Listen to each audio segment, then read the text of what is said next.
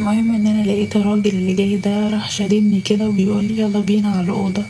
لقيت جوزي فجاه راح قايم وشده كده من دراعه وقال له انتوا رايحين فين؟ انا اسمي ولاء وعندي 32 سنه. انا متجوزه من 6 سنين. جوزي اسمه حسين وبيشتغل موظف في شركه كده من الشركات. وطول ال6 سنين اللي احنا متجوزين فيهم دول جربنا ان احنا يعني نشوف او نحاول في موضوع الخلفة ده. لكن للأسف الموضوع ده ما كانش بينجح معانا خالص. يعني انا حملت مرتين والحمل للأسف ما كملش.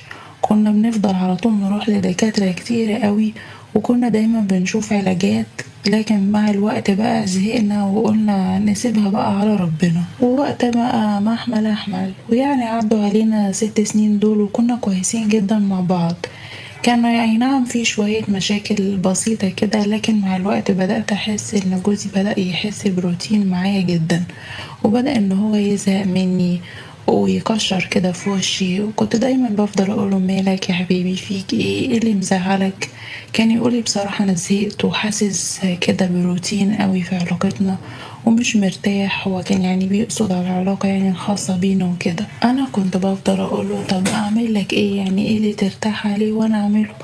إيه طب انت لو عاوز تتجوز تاني اتجوز، انا يا سيدي ما عنديش مانع حتى اتجوز علشان تخلف وكده او تجيب لك اي عيل. كان يرد عليا ويقول لي يا ريت والله ينفع اتجوز. انا طبعا كنت بتضايق من رد اسلوبه معايا، يعني ان هو بيجرحني بالطريقة دي. حتى يعني بيني وما بينكم كنت خلاص يعني ناوية ان انا انفصل عنه واسيبه. بس لقيته بيقول لي مش عارف ايه، لا انا مخبيش عليكي انا نفسي اتجوز، بس يعني الظروف مش تسمح. وانا لو كان معايا فلوس كنت اتجوزت وظروفي المادية ما تسمحش وكلام من ده. وبيقول انا بصراحة زهقت ومش عارفة اعمل ايه، وانتي كمان اكيد زهقتي مني. قلت له لا، ايه اللي انت بتقوله ده؟ انا ما بزهقش منك خالص، ما بزهقش منك يا حبيبي، ده انا بحبك ومش عارف ايه وكلام من ده. وقلت له بصراحة انت كلامك غريب قوي، يعني انت ازاي تقولي كده في وشي؟ ليه ما تراعيش مشاعري؟ قال لي خلاص خلاص وسكت. مع الوقت بقى بقيت احاول ان انا اغير من نفسي، اغير من شكلي علشان يعني اعجبه وكده. كنت بحاول ان انا اغير كل شوية لون شعري او اغير الستايل بتاعي، اعمل قصة واغير شكلها واجيب شوية حاجات حلوة كده، والبس هدوم جديدة او اغير يعني في نظام البيت وكده، اغير مكان اوضة النوم وكده، اعمل سهرة حلوة قعدة حلوة علشان يعني اخليه ما يحسش باي روتين. لكن هو ما كانش بيحسسني ان هو مبسوط خالص، دايما على طول مبوس في وشي ويقول لي انا زهقت، ده احنا وشنا في وش بعض بقى انه 6 سنين، انا لازم احس التغيير، لازم التغيير ده يحصل مش عارف ايه. قلت له طب ماشي، ما انا كمان يعني عايزني اغير ايه؟ اغير ايه اكتر من كده؟ انا غيرت لك كل حاجة، ده انا حتى جددت الاوضه وكده، اعمل ايه يعني؟ لقيته فكر كده وسكت شوية وما ردش عليا، وبيقول لي طيب سيبيني بس كده لوحدي. كنت بقى بسيبه لوحده بقى كل يوم على الحال ده، ما كنتش باجي ناحيته. وما بقاش يعني موضوع العلاقة ده بيحصل بين غير يعني مرة في الشهر وكده، او حتى مرتين بالكتير يعني. وكنت دايما بحس ان الموضوع ده مش فارق معاه تماما. ما بقيتش انا في دماغه، على الرغم ان انا بهتم بشكلي وبجيب بقى لبس كتير والبسه واجيب يعني حاجات جديدة من اللي هي اشكال والوان واعمل حركات جميلة. لكن كنت مهما اعمل برضو الاقيه مفيش فايدة منه خالص. كنت بحس ان هو زهقان على طول، وكان بيقول لي فعلا ان هو دايما زهقان. المهم كده لقيته بيقول لي ايه رأيك ما نجدد في العلاقة بتاعتنا يعني وكده. قلت له ماشي، ايه اللي انت عايزني يعني اعمله لك؟ قال لي انت مش شايفة نفسك ولا ايه؟ ما انت بقيتيش تسألي فيا ولا بتهتمي فيا خالص. قلت له لا طبعا، انا بس اللي لاقياك مش مهتم بيا ولاقياك على طول بترفضني، ده انا مأيدلك صوابي ال10 شمع. قال لي معلش يعني عشان أنا مبجيش جنبك وكده، علشان انا دايما بحس بروتين وملل، ولازم يا حبيبتي عشان الزهق ده يروح نعمل حاجات حلوة وجديدة. قلت له طيب اموري، انت عايز اعمل ايه وانا اعمله لك؟ قال لي بصي في حاجة كده نفسي فيها ونفسي اعملها، وهعمل لك اللي انت عايزاه لو انت وافقتي. قلت له ماشي، ايه هي الحاجة دي؟ قال لي بجد يعني لو قلتلك على اي حاجة تعمليها وهتوافقي عليها؟ قلت له اه طبعا يا حبيبي، موافقة موافقة يعني علشان ارجع لك ونعمل كل حاجة حلوة مع بعض. راح قايل لي طيب تعالي اقعدي جنبي، وقعدت جنبه وراح ممسكني تليفونه ودخل كده على موقع يعني من المواقع اللي انتوا فاهمينها يعني اللي مش كويسة، وفتح فيلم علشان نتفرج عليه. الفيلم ده اللي يعني استغفر الله العظيم اللي بيبقى فيه كده رجالة وستات مع بعض كده. وقلت له ايه ده، هو ده تجديد يا حبيبي؟ خلاص مفيش مشكلة، لو بالنسبة لك هو ده التجديد خلاص انا ما عنديش مانع، مع ان يعني ان انا ما بحبش الافلام اللي زي دي وكده، بس قلت ماشي مفيش مشكلة علشان خاطرك هتفرج. لقيته بيقول لي طيب اتفرجي كده وانتي ساكتة وركزي علشان هقولك يعني بعد الفيلم ده ما يخلص احنا عايزين نعمل ايه. لما كنت انا بقى بتفرج على الفيلم حسيت يعني ان هو شدني قوي، وحسيت بسخونية شديدة. قلت يعني هو اكيد هيعمل حاجة يعني هتحصل ما بيننا بعد كده. المهم خلص الفيلم وقال لي انتي ايه رأيك، عجبك الفيلم؟ قلت له اه هو حلو بس هو كان غريب يعني شوية. وقلت له على فكرة نظام الفيلم ده غريب قوي، يعني متجوزين وكل واحد بياخد التاني وبياخد مراته وبيعملوا اكيد يعني انتوا فاهمين. قال لي ايوه ما هو ده اللي انا قصدي عليه. قلت له يعني ايه قصدك ايه بالظبط؟ وبعدين يعني الحاجات دي تمثيل، والناس دي احنا عمرنا ما بنعيش مثلا عيشتهم في الدول دي، وتقريبا يعني الحاجات دي ما بتحصلش على ارض الواقع خالص، ومفيش ناس عاديين وناس كويسين يرضوا بكده. لقيته كده راح ضحك في وشي وقال لي ايه اللي انتي بتقوليه ده، ومين قالك ان هي ما بتحصلش على ارض الواقع وكده؟ قلت له ازاي يعني؟ قال لي بصي ملكيش دعوة، انا بس قريت عن الموضوع ده على النت وعارف انه بيحصل كتير، وشفت ناس كتير على النظام ده وعاملين يعني جروبات على الموضوع ده وبيتعرفوا على بعض يعني عن طريق الجروبات وكده، وبيتفقوا وبيتقابلوا وبيعملوا كده. وبصراحة يعني لما قريت عن الموضوع ده وفكرت فيه حسيت ان هو هيكون ممتع جدا. قولي لي بقى يا حبيبتي ايه رأيك في الموضوع ده؟ قلت له انت شكلك اتجننت، انت ترضى يعني ان انت تشوفني مع حد غيرك في وضع زي ده؟ قال لي يا ستي ايه المشكلة عادي، ايه المانع يعني؟ قلت له ده انا ما اقدرش وما استحملش ان انا اشوفك مع واحدة بالشكل ده قدامي، يبقى انت ترضاها ليا؟ لقيته راح متعصب عليا وقال لي بقولك ايه، هو ده اللي عندي وهو ده اللي انا عايزه، لو انت مش عايزة كده يبقى خلاص بقى ما تورينيش وشك ولا ليكي علاقة بيا، ولو عاوزاني ابقى كويس معاكي ومحسسكيش ان انا زهقان منك يبقى تعملي اللي انا اقولك عليه. قلت له خلاص يا حبيبي نجرب ونشوف. اضطريت طبعا غصب عني ان انا اوافق، مع اني طبعا ما كنتش مقتنعة تماما بالموضوع ده، بس يعني علشان يفضل معايا وعلشان ما خربش على حياتي، وحاول يقنعني اكتر من مرة. وقال لي بعد ما يحصل الموضوع ده هنرجع يعني في علاقتنا زي الاول، وهي مرة ومش هتتكرر. وقال لي علشان خاطري يا حبيبتي وافقي، وقعد يعني يتحايل عليا. اضطريت ان انا اوافق. قال لي بصي بقى انا يعني هفتح كده صفحة على النت علشان الموضوع ده يعني، ولو شفت حد يعني جه على الصفحة ووافق هقولك. المهم يعني قال لي روحي يلا اعملي لنا كوباية شاي وتعالي يلا اقعدي جنبي علشان نعمل الصفحة. المهم عملت كوبايتين الشاي ورحت قعدت جنبه وعمل الصفحة قدامي. وبعد اليوم كده عدى على كده ودخلنا علشان ننام، والصبح قام يصحى عادي علشان يروح شغله. ولما رجع من الشغل قال لي ها انتي عملتي الغدا؟ قلت له اه انا عملت الغدا وهعمل لك كوبايه القهوه. قال لي طيب يلا حضري الغدا بسرعه، عبال يعني ما ادخل شويه اتسلى على النت وكده واشوف الطلبات اللي جات لنا على الصفحه. قلت له ماشي. وبعد ما هو قعد على الكمبيوتر نده عليا وقال لي يلا يلا تعالي بسرعه بسرعه تعالي اقعدي جنبي. ولما قعدت جنبه قال لي ده في واحد اهو بعتلي واتكلمت معاه وحكالي ان هو عايز يعمل كده يعني من باب التغيير والتجديد، وحكيت له على الظروف وهو حكالي على ظروفه، ايه رأيك بقى ما نجيبه؟ قلت له بصراحة مش عارفة، لكن انا يعني من الاول مش موافقة على الموضوع ده ولا موافقة على حاجة زي كده. قال لي استني بس، مش يمكن لما انتي تشوفي الصور بتاعتهم يعجبوكي؟ انا هعرض عليه انه يبعت لنا الصور بتاعته هو ومراته من غير يعني وشهم. وجوزي لما طلب من الراجل ده الصور قال له انا كمان انت كمان لازم تبعت لنا صورك وكده. فجوزي سألني قلت له ماشي ابعت بس برضه من غير وشنا ما يظهر.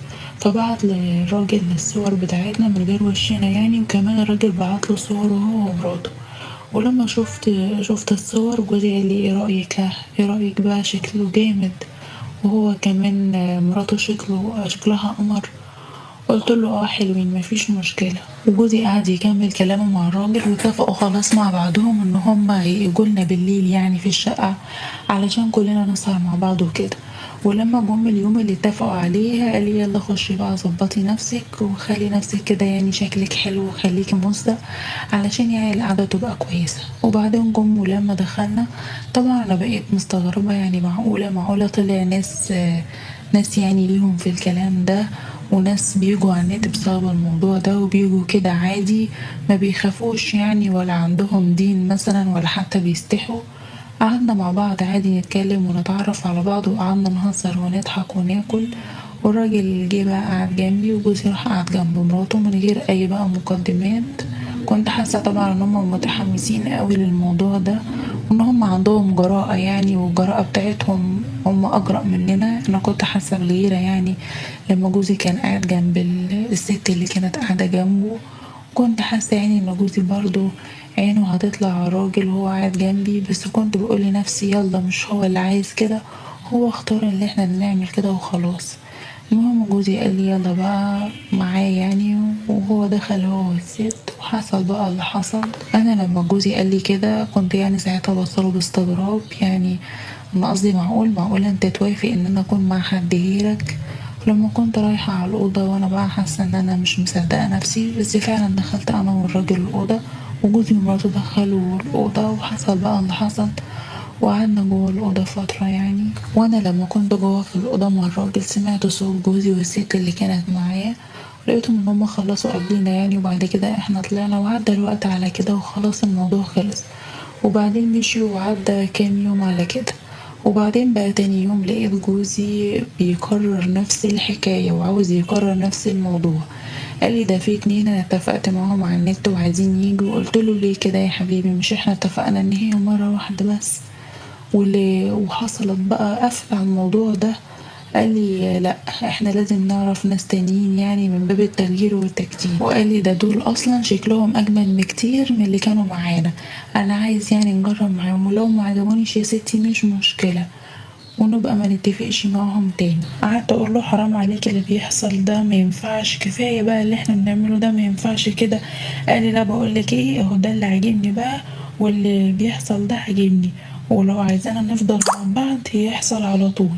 قلت له طيب انا الراجل ده مش عاجبني، ومش عاجبني النظام ده معاك، ولا عاجبني العيش. قال لي بقى وانت هيفرق معاكي ايه شكله؟ هو انت بتيجي تنقي؟ ما انتي خلاص انتي بتعملي الموضوع ده عشان تريحيني، انا مش تريحي نفسك. قلت له لا بصراحه انا من حقي ان انا انقي. لقيته راح رادد عليا وقال لي من حقك انك تنقي؟ لا يا شيخه بقى ده الموضوع طلع عاجبك، ما انت كنتي رافضه في الاول خالص. قلت له لا خلاص الموضوع بقى عاجبني قوي، وبصراحه بقى انا لازم اختار مين اللي هيجي معايا يعني، ومين اللي هرضى بيه. قال لي لا بس مراته بقى شكلها حلو وعجباني. قلت له برضه انا ماليش دعوه، انا لازم الراجل يكون عاجبني الاول. طبعا انا كنت بحاول ان انا اعمل الكلام ده قدامه علشان يعني اخليه يحس على دمه ويحس بالغيره، لكن برضه لقيته مصمم على الوضع ده. ولقيته كده كمان يومين جايب لي اتنين تانيين، بس المره دي بقى جاب لي صوره واحد وبصراحه شكله يعجب.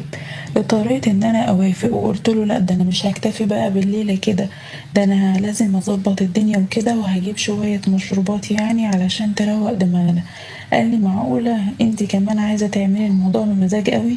ده انت شكلك بقى اتعودتي على الموضوع ده وشكله عجبك قوي. قلت له اه بصراحه كده انا حاسه ان انا اتعودت قوي على الموضوع ده، وحبيت اضايقه شويه وقلت له بصراحه بقى الرجاله بيبقوا معايا اجمل منك بكتير، بتوعوا جامدين قوي عنك. قال لي خلاص معقولة ده انت شكلك كده بقيتي خبرة.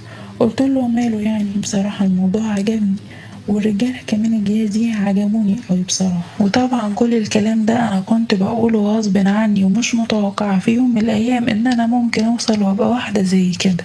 وبعد فعلا ما اتفق مع الراجل ومراته جم، ولما الراجل دخل كده وقعد معايا لقيته فعلا ان هو شكله وسيم قوي، وبصراحة كان شكله جامد. وكانت مراته برضو قمر ومزة كده، بس انا طبعا كان همني الراجل اكتر. وقمت بقى حطيت المشروب اللي انا كنت جايباه علشان نشرب منه. المشروب ده يعني كان بيخلي العقل يطير، العقل يكون في حتة تانية. ولقيت جوزي كان قاعد بيشرب زي المجنون بالظبط، وفضل يشرب كتير قوي لحد ما وصل لمرحلة انه مبقاش حاسس بأي حاجة قدامه. وبعدين كده لقيت الراجل ده بيشدني وبيقول يلا بينا على الأوضة. لقيت ساعتها جوزي اتعصب وقام وشده كده من دراعه وقالوا انتوا رايحين فين؟ مش هيحصل ومش هيحصل اللي انتوا عايزينه ده، يلا شيل ايدك مع مراتي، ولو حطيت ايدك عليها تاني او عملت اي حاجة انا ممكن اخلص عليك دلوقتي. لقيت الراجل بيستغرب ويقوله ايه اللي انت بتقوله ده، انت اتجننت ولا ايه؟ وانا برضو قلتله لا لا، ده انت شكلك كده حالتك بقت مش طبيعية. ولقيت من مرات الراجل راحت شادة جوزي وقالت له تعالى كده، علشان هو انت ايه، انت مالك؟ هو انت مش كنت متفق كده معانا في الاول ولا ايه؟ فوق كده، انت دماغك فوتت من كتر الشرب؟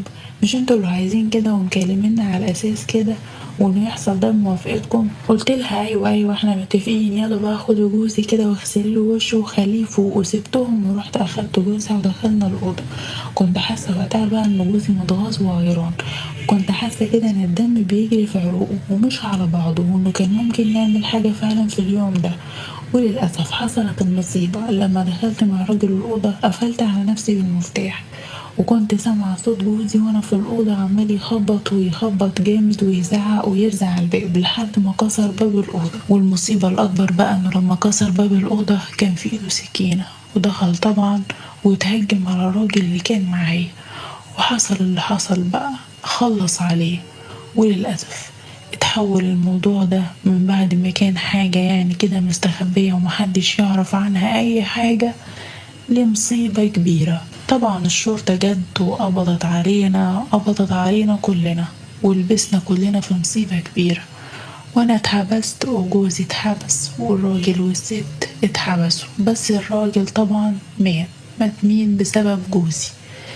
طبعا ده بيبين لنا ان اللي بيمشي في طريق الحرام بتبقى اخرته مش كويسة، بتبقى اخرته سودة. عارفين انا بحكي القصة دي وانا ندمانة اشد الندم، وبقول يا ريتني كنت انفصلت عن جوزي وخلعت منه ولا كان كل ده حصل، ويا ريتني ما كنت طوعته في اللي هو كان عايز يعمله. انا دمرت حياتي وتدمر بيتي وتدمر مستقبلي، وكفاية السمعة بس اللي طلعت علينا سمعة مش كويسة.